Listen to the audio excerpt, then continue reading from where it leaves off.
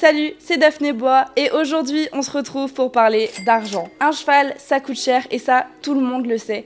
Mais qu'est-ce que ça veut dire concrètement? Alors aujourd'hui, on va parler de chiffres sans aucun tabou et je vais essayer de vous détailler chaque dépense que moi j'ai pour mon cheval et on va voir comment on peut adapter ce budget à vous pour que vous puissiez voir un petit peu combien ça vous coûterait si jamais vous réfléchissez à devenir propriétaire.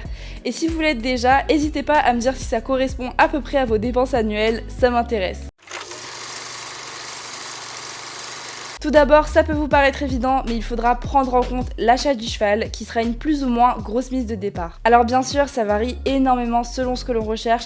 On pourrait carrément faire une vidéo entière dédiée à ça, donc je vais essayer de passer assez vite dessus, puisqu'un cheval de compagnie peut coûter 300 €, voire même être gratuit, et un cheval de haut niveau peut coûter des centaines de milliers, voire des millions, donc c'est vraiment une très grosse fourchette de prix. Mais pour résumer grossièrement, je dirais que pour un cheval de loisir, il faudra compter entre 2000 et 10 000 €. Pour un cheval de sport, à peu près entre 5 000 et 20 000. Et enfin, pour un cheval de haut niveau, je dirais qu'on en trouve à partir de 20 000 et puis ça monte très très haut. Enfin bref, je vais pas trop m'attarder sur ce sujet puisque ça dépend vraiment des objectifs qu'on a, mais on peut très bien se rendre un petit peu compte des prix en regardant les annonces, par exemple sur Facebook, Le Bon Coin, etc.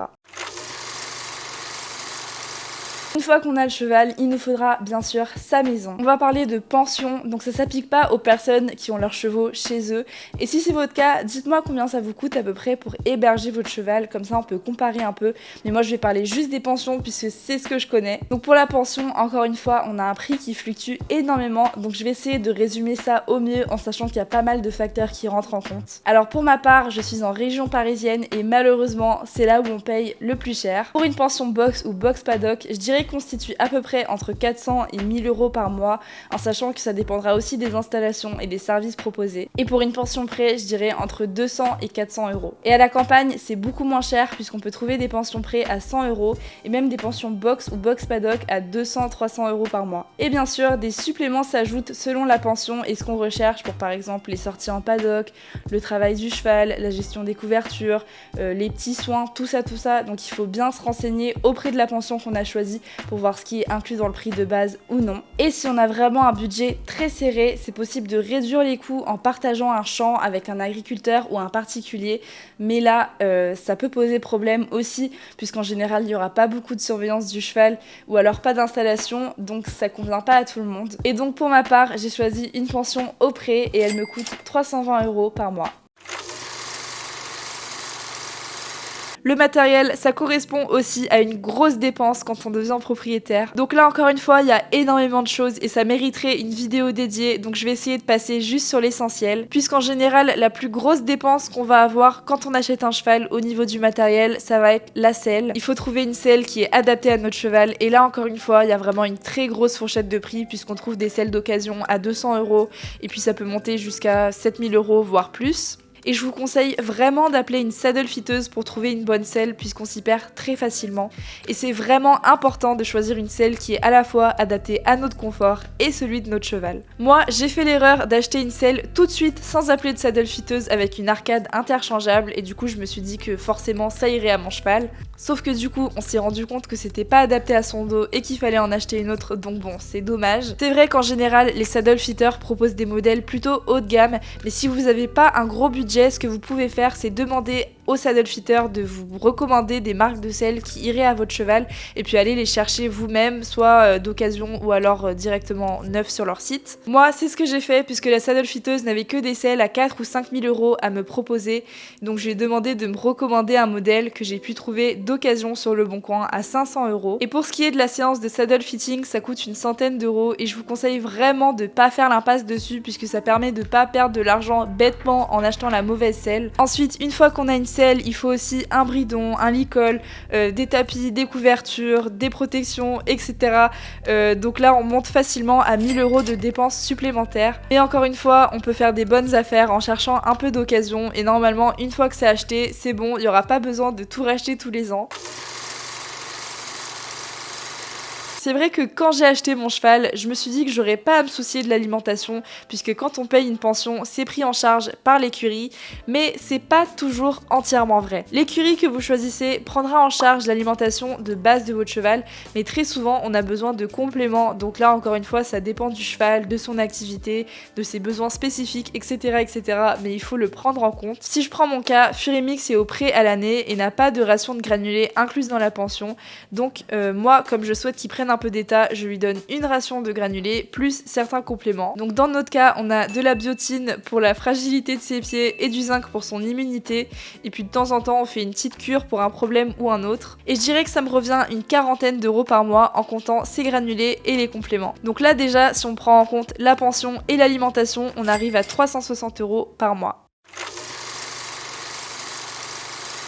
Ensuite, je trouve ça important qu'on ait une partie dédiée au maréchal, puisque j'aurais aimé savoir ces choses-là avant d'acheter mon cheval. Alors un cheval doit avoir le maréchal entre toutes les 6 semaines et toutes les 10 semaines pour un cheval qui a une repousse de pied très lente. Et en général, on se situe plutôt à 6 à 7 semaines pour un cheval ferré et 8 à 10 semaines pour un cheval pieds nus. Par contre, au niveau du prix, ça varie pas mal, puisqu'il faut prendre en compte plusieurs choses comme la région, le type de ferrure, le nombre de pieds parés ou ferrés et la localisation du maréchal, puisqu'il y a aussi des frais de déplacement.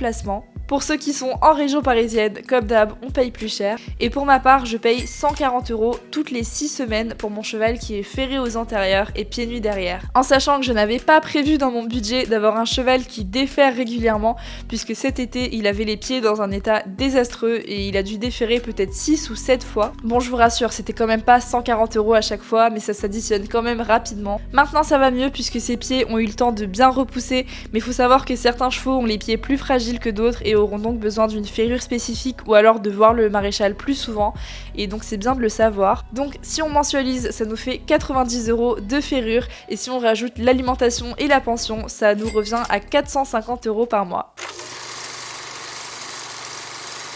Même si le maréchal est le professionnel de santé qu'on verra le plus souvent, il faut quand même pas oublier les autres qui sont tout aussi importants. Il faudra faire un rappel de vaccin annuel qui coûte à peu près 100 euros, sans compter les petites visites veto si jamais on a des problèmes, mais ça c'est impossible de les prévoir, donc faut juste y être préparé. On peut aussi vouloir faire un petit check-up annuel, donc qui comprend une prise de sang et une copro.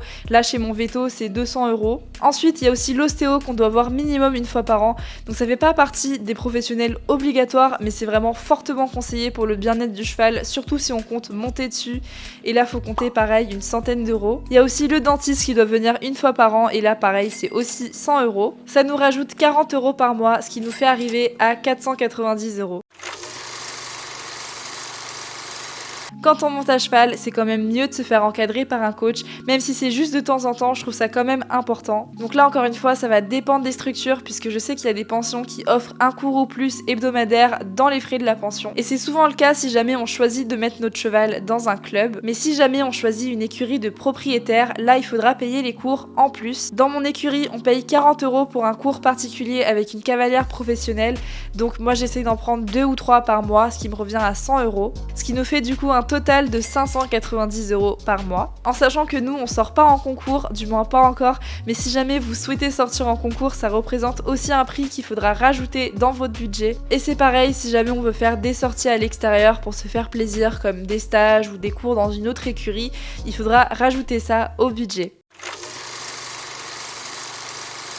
Alors l'assurance c'est un peu compliqué puisqu'il existe plein de formules différentes, donc il faut un petit peu regarder sur les sites d'assurance, puisque ce sera pas le même prix si vous voulez une assurance qui vous couvre tous vos frais ou alors juste l'assurance obligatoire qui est celle de la responsabilité civile. Moi j'ai pris une assurance assez basique, donc elle me couvre pas les frais veto, mais elle me couvre en cas de vol ou décès de mon cheval, et il me semble que je la paye 20 euros par mois, ce qui nous fait monter à 610 euros par mois. Enfin, pour notre dernière partie, on a tous les petits frais annexes, comme par exemple les vermifuges dont on n'a pas parlé. Moi chez mon veto, le vermifuge c'est 30 euros et on le fait 3 fois par an, ce qui nous revient à 90 euros. Il y a aussi toujours du matériel à remplacer, comme par exemple une couverture qui se troue ou autre. Et on sous-estime la quantité de produits de soins dont on aura besoin pour notre cheval, comme par exemple pour les petites plaies, les problèmes de peau, les fourchettes pourries, enfin il y en a vraiment pour tous les problèmes différents. Enfin je sais que pour ma part, j'achète au moins un nouveau produit de soins soins par mois et en général c'est au moins 20 €. Voilà, donc avec tout ça on arrive à 637 € par mois et puis là j'ai compté que les dépenses mensuelles ou annuelles et pas les dépenses ponctuelles puisque comme vous avez vu il y en a aussi beaucoup et même en se fixant un budget en général on le dépasse toujours puisqu'il y a des petits imprévus. Et du coup attendez, je vais calculer combien ça fait par an. Donc 637 x 12, ça fait 7644 € par an. Voilà, j'espère que la vidéo vous aura plu. En tout cas, si c'est le cas, n'hésitez pas à me laisser un petit commentaire et à vous abonner pour ne pas rater les prochaines vidéos. Et je vous dis à très bientôt. Bisous.